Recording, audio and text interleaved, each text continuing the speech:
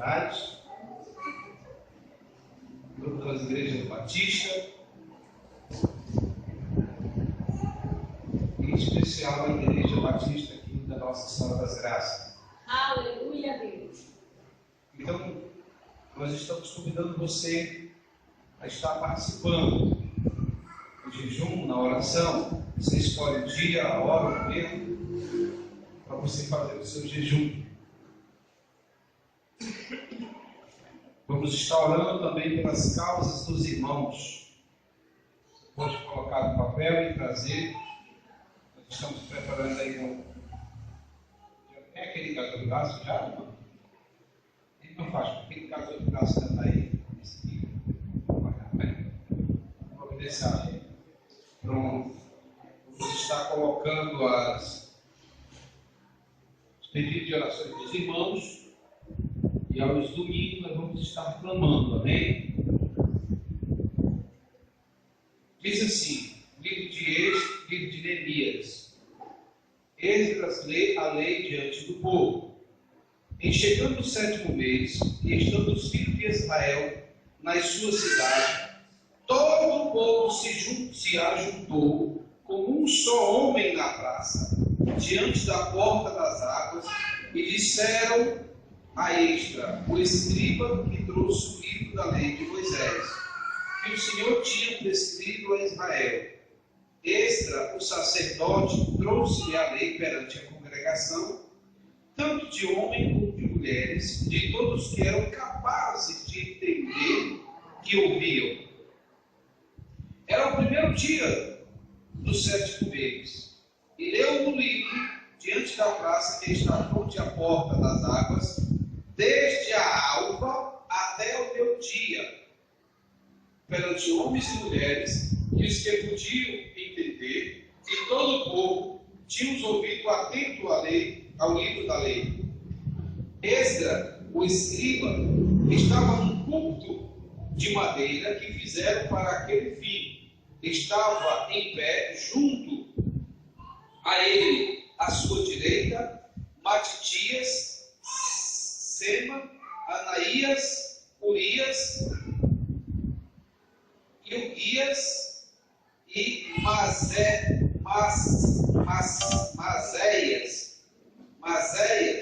e à sua esquerda, Benaías, Misael, Malquias, Assum, Adana, Zacarias e Mesulam.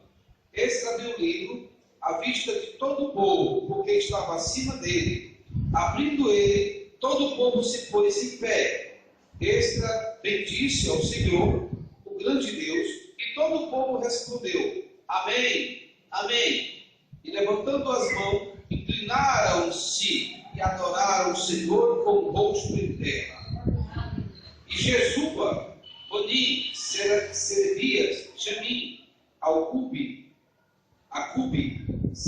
Sebetal, Odias, Maacéias, Quelita, Azaria, Josabade, Anã, Pelaías e os levitas ensinavam o povo na lei, e o povo estava no seu lugar. Leram no livro da lei de Deus claramente, tanto explicando de maneira que entendesse o que se lia. Neemias era o governador e Esdras sacerdote e escriba. E os levitas que ensinavam todo o povo lhe sempre disseram: Este é dia consagrado ao Senhor vosso Deus, pelo que não pranteeis nem choreis, porque todo o povo chorava ouvindo a palavra da lei. Disse-lhes mais: Ide, comei carnes gordas, tomai bebidas doces, e enviais porções aos que não têm nada preparado para si, porque este dia é consagrado ao nosso Senhor. Portanto, não vos entristeçais, porque a alegria do Senhor é a vossa força. Os levitas fizeram calar todo o povo, dizendo: Calai-vos, porque este dia é santo, e não estejais contristados. Então todo o povo se foi a comer, a beber, e enviar porções, e a regozijar-se grandemente, porque tinham entendido a palavra que lhes fora não explicável. Amém. Amém? Glória a Deus. Podemos acertar em nome de Jesus. Glória a Deus. Louvado e exaltado seja o nome do Senhor.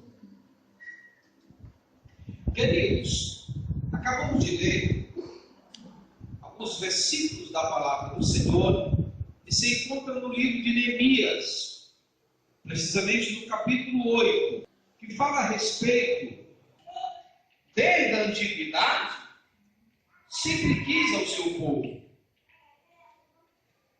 E a palavra diz que eles começaram logo cedo e foi até o meu dia ali, diante de um culto improvisado de madeira, onde a palavra estava acima do sacerdote, e ali ele apregoava a palavra, ensinando o povo junto com os levitas sobre o entendimento daquilo que estava sendo lido.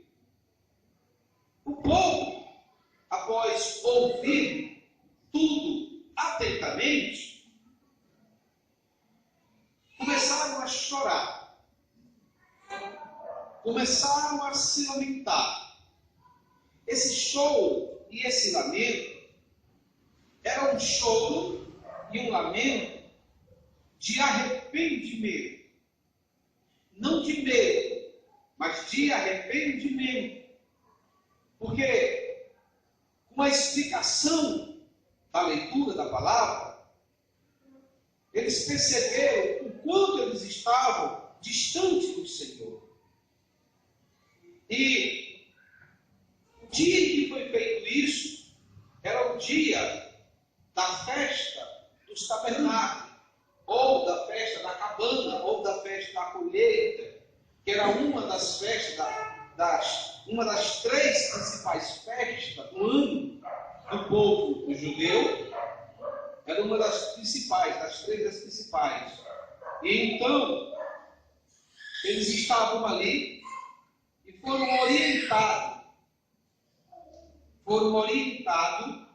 a não chorar. Na cultura do povo judeu, sempre andou junto a palavra e o choro. Fazia parte do reconhecimento de que muitas vezes eles estavam distantes do Senhor, que eles planteavam diante do Senhor. Mas, aquele dia foi não chorar, mas a se alegrarem no gozo do Senhor. Aleluia.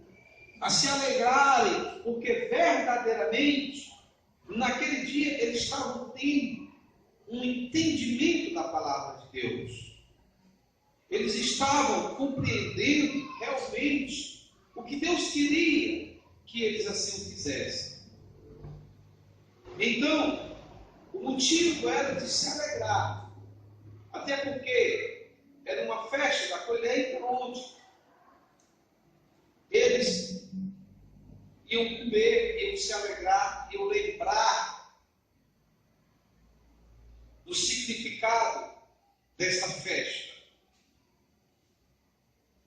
E aí eles foram orientados: não, vão, se regozijem, comam carne, gordas, bebam bebidas doces, suave. Deixa eu ver aqui. Onde está? Doces, bebidas, tomai bebidas doces e enviai porções aos que não têm nada. Coisa importante aqui. Mas não vos entristeceis, porque a alegria do Senhor é a vossa força. Aleluia. Mas para se entender o que aquele povo estava fazendo ali e ficaram até tarde, ouvindo a palavra, não foi uma, não foi 2 horas, por várias horas, ouvindo a palavra atentamente, ouvindo, entendendo realmente a palavra, sendo explicada. É preciso que a gente possa entender o porquê daquele motivo. Por que eles se ficaram ali e não saíram. Mas estiveram unânimes. Os homens, as mulheres, os jovens, os adolescentes e certas crianças que já tinham o entendimento. Diz assim, a palavra de Neemias, filho de Cagalias, no mês de Quisleu, no ano 20º, estando eu na cidade de Suzã, veio Anani, um de meus irmãos, com alguns de Judá. Então lhe perguntei pelos judeus que escapavam e que não foram levados para o exílio acerca de Jerusalém. Disseram-me, os restantes que não foram levados para o exílio e se acham lá na província lá de Jerusalém, estão em grande miséria e desprezo. Os muros de Jerusalém estão derribados e as suas portas estão queimadas. Tendo eu ouvido estas palavras, aceitei, chorei e lamentei por alguns dias. Estive jejuando e orando perante o Deus do céu. Amém? Glória a Deus. Agora veja só. A Bíblia diz que Neemias não estava lá. Neemias apenas ouviu falar como estava a condição do povo e da cidade. Neemias sentiu profundamente.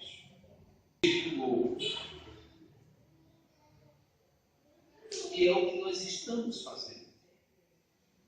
Porque o ministério se prontificou nesses últimos dias foi que nós viéssemos orar e jejuar para que houvesse um renovo. Aquele povo por si só não tinha condições de ser porque eles estavam sofrendo e se sentindo humilhados. Como uma pessoa diante de um problema, diante de uma condição, ele tende a baixar a cabeça, ele tende a aceitar aquilo e se conformar com aquela situação. A tendência é ele tornar-se escravo daquilo que ele está escravizando, que ele o está dominando. Mas o povo de Deus não pode ser assim. Porque a palavra diz que o povo precisava assumir a força do Senhor. Precisavam assumir o melhor que Deus tinha, o tem para eles, para nós. A Bíblia diz que a alegria do Senhor é a nossa força. E quando é que o Senhor está alegre?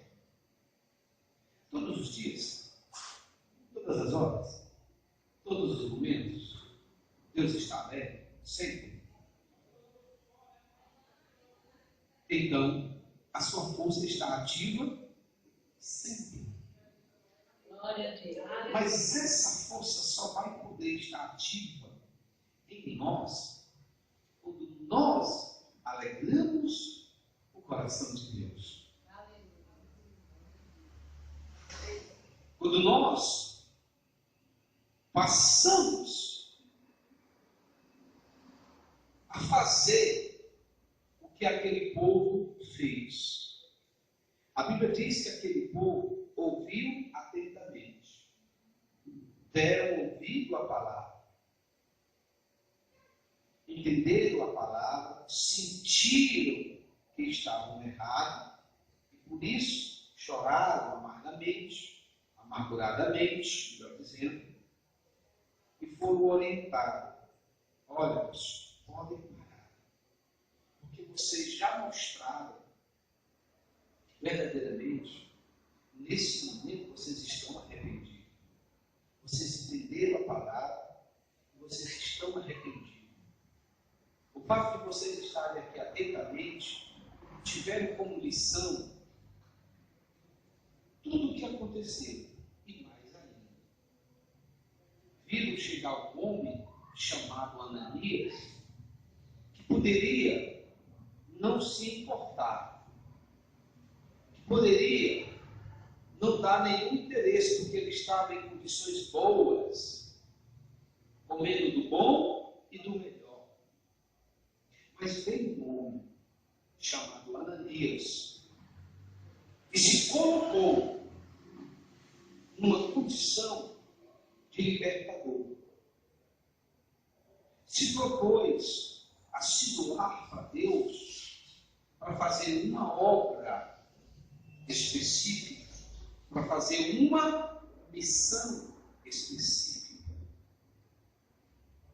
Edificar os muros, erguer as portas e ajudar o povo a se levantar espiritualmente, a dar suporte materialmente.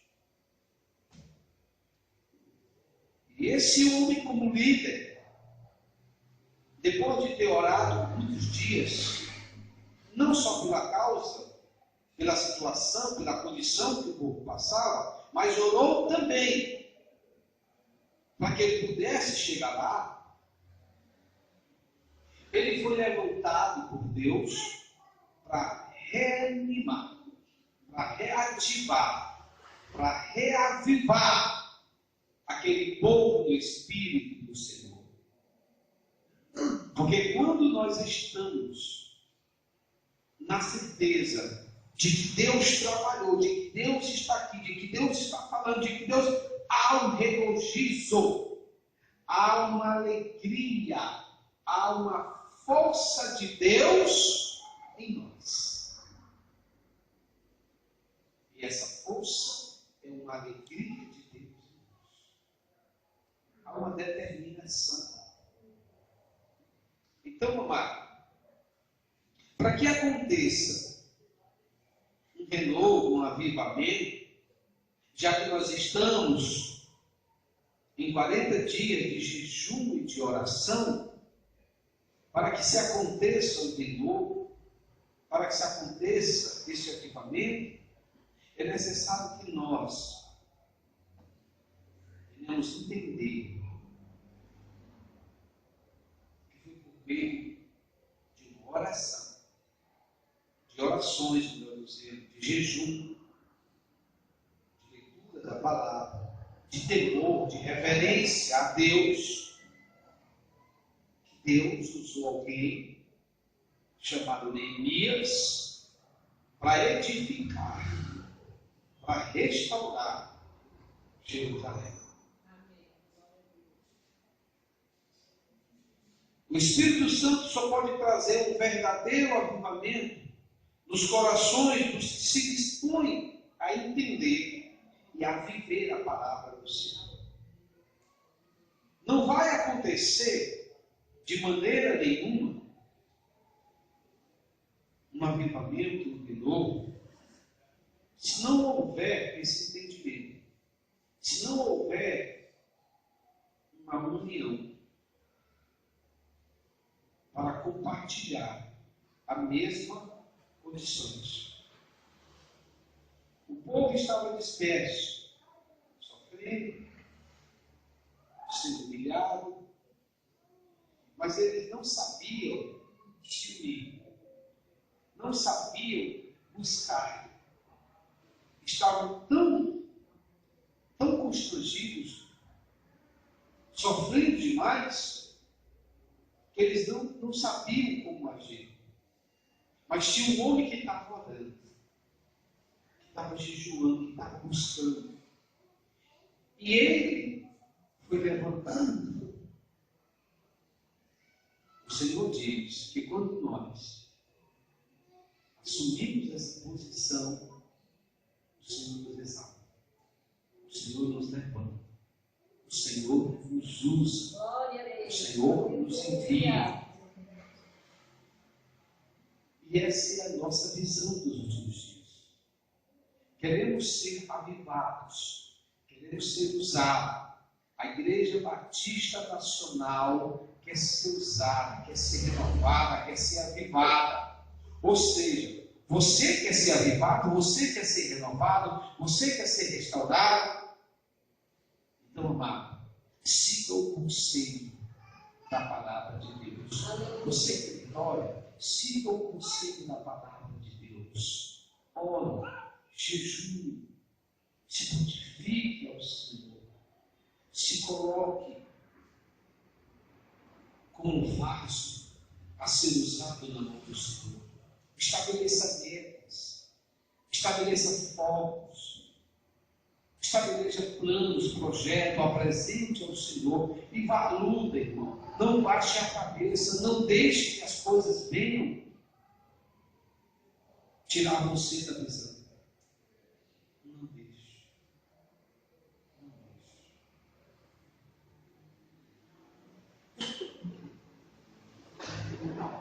O povo passou por aquele estágio de humilhação, de sofrimento, e depois tiveram que passar pelo estágio de reestruturação. Precisaram novamente ouvir palavras de incentivo, palavras de vitória, palavras de alguém que tinha essa autoridade, porque estava cheio da autoridade de Deus. Jesus, quando pregava, o povo dizia: rapaz, que é isso? Que prega com tanta autoridade, que prega diferente de como os profetas, os sacerdotes pregam. Que homem é esse? Que quando ele fala, parece que rouba a minha atenção. Eu sinto algo diferente. Eu me disponho, eu me coloco a ouvir, eu não consigo entender o que esse homem está falando. Deixa eu dizer uma coisa para você, meu querido. Você não está entendendo a palavra? Você acha que Jesus vai pregar para você? Não. Ele disse: eu vou, mas eu vou deixar o outro consolador. Ele vai explicar, ele vai ensinar. Então é necessário eu ter agora um entendimento com o Espírito Santo. É necessário eu me colocar na presença do Espírito Santo. E não há possibilidade de se colocar na presença do Senhor se eu não estiver disposto em determinar na minha vida, por meio das minhas atitudes, um comprometimento, uma aliança com Deus, de ouvir a sua palavra, de orar, de jejuar, de buscar o Senhor. Não pode haver um avivamento, não pode haver um entendimento, não pode haver uma compreensão e não pode haver fortaleza do Senhor na vida daquele que não assim o faça. Não pode. Para se acontecer o que aconteceu na vida desse povo que estava vestido, que estava cabisbaixo, foi necessário que eles se desligassem de toda a condição que estava à sua volta. E quando Pedro estava focando no Senhor, Pedro estava andando sobre as águas. Enquanto Pedro estava tendo intimidade, estava tendo atenção à palavra do Senhor, estava entendendo e compreendendo que viver a palavra do Senhor é um resultado positivo. Pedro estava bem. Mas quando ele se desligou de Jesus, que simbolicamente representa tudo isso, e passou a contemplar a altura da onda, passou a contemplar aquela condição agora, naquele momento, ele passou a temer, a tremer, Ele passou agora a se preocupar com as coisas seculares em excesso. Em excesso. Veja só. Às vezes você ouve falar sobre idolatria. Né? É se prostrar diante de um Deus, de um mar. Mas o sentido de idolatria é você tributar o seu louvor, a sua adoração, a sua atenção, que não seja voltado a Deus. E quando nós nos doamos demais para o problema e esquecemos de buscar o Senhor, qual é o primeiro resultado? Enfraquecimento espiritual. O primeiro resultado é tornar-se fraco. Por quê? Porque não está tendo um alimento espiritual. Porque não está tendo uma intimidade com Deus. E aí, o resultado é simples.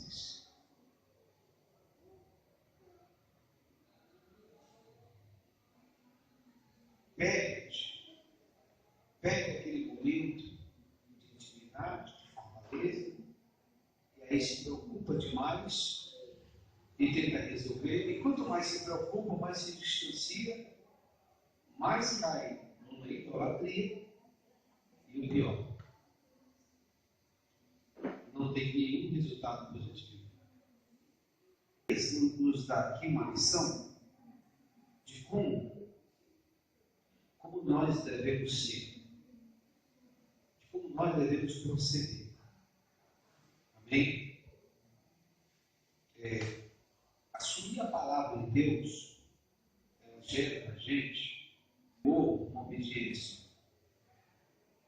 Eu estava sentado ali, e aí, meu Deus, é isso mesmo? Tá bom. Eu tenho a certeza que Deus quer trazer à igreja esse despertamento. Mas seria bom se o Senhor confirmasse. Deus tinha colocado aqui que diz assim: a morte espiritual acontece quando não aceitamos o valor da palavra. E aí eu coloquei aqui o versículo. Quando não nos importamos com a palavra e o entendimento, não pode haver frutos espirituais. Amém? Coloquei aqui também, guardar a palavra é um princípio de obediência para não pecar contra o Senhor. Amém. Está lá no Salmo 19, versículo 11. Mas o que Deus confirmou foi a morte espiritual acontece quando não aceitamos o valor da palavra. E o que está isso, pastor? Está justamente onde Deus confirmou. No livro de Provérbios, capítulo 1, onde a irmã insistiu por 2 vezes falar dele. Amém? Então, como está no livro de Provérbios, capítulo 1, mas eu não queria ler só o 7, eu queria ler 1 ao 7, porque ele se completa. Provérbio, capítulo 1 diz: Provérbio de Salomão, filho de Davi, o rei de Israel. Então, vamos lá, para começar, quem escreveu o provérbio de número 1 não foi um qualquer, foi Salomão, que quando assumiu o reinado, ele fez uma oração tremenda a Deus.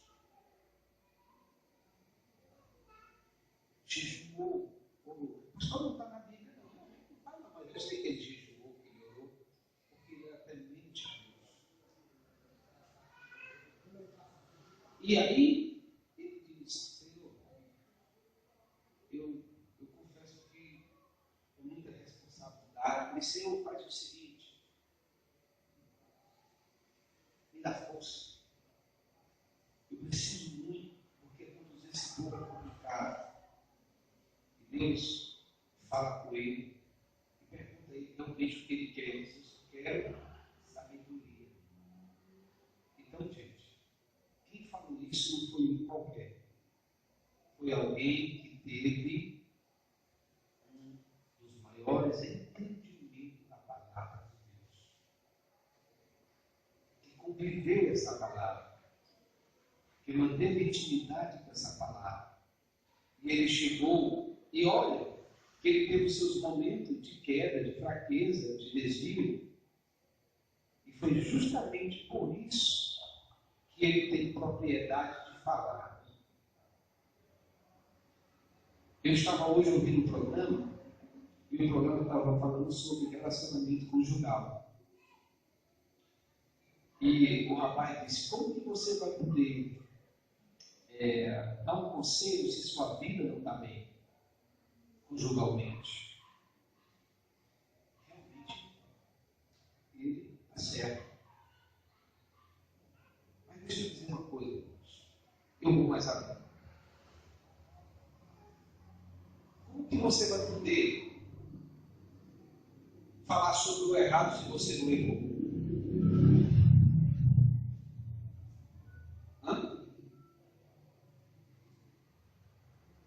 Como é que se adquire experiência? Só com os acertos? Só com o que está certo? Ou quando o cara taca a cara no chão e percebe que fazer aquilo de novo está errado? Está entendendo? Então, tudo na vida, se você puder falar com uma pessoa mais experiente, mais vivida, é porque ela também tem erros e acertos, e ela tem bagagem para isso. E não tem nenhum casal perfeito, todos passam por dificuldade, por tribulação. E é justamente isso que gera aí no casal a experiência. Eu concordo que é um casal que não vive bem, né? Aí não tem, né? Mas alguém que sofreu, que apanhou e hoje está bem, foi alguém que do erro se consertou. E tem como mostrar o que é o certo e o que é o errado. Amém? Então diz assim, Provérbio de Salomão, filho de Davi, rei de Israel, para aprender a sabedoria e o ensino, para entender as palavras de inteligência, para obter o ensino do bom proceder, a justiça, o juízo e a equidade. Meu Deus, tudo isso. Você quer ter tudo isso? O ensino, o bom proceder. Quem é que está procedendo de forma correta? Quem é? Como é que está? Será que eu estou andando de forma correta? Você já parou para pensar? O proceder, né? A justiça, o juízo e a equidade. Você está sendo justo? Você está sendo igual nas sentenças, no julgamento? Tudo isso só pode acontecer se obter o ensino do bom proceder, entender a palavra. Aí ele continua, para dar ao simples prudência e ao jovem conhecimento. E bom siso, ouça o sábio e cresça em prudência, e o instruído adquira habilidade para entender provérbios e parábolas, as palavras, enigmas, e deu a ele tudo que havia necessidade para reerguer o muro, restabelecer as portas e ajudar o povo. A Bíblia diz que, contando assim a história rapidamente, ele foi e teve grande luta, grandes empecilhos, grande dificuldade, mas ele não parou em nenhum momento de dar continuidade Há um desejo que havia brotado no coração dele. Tudo conquistado, o povo se reuniu e estavam atentamente ouvindo a palavra.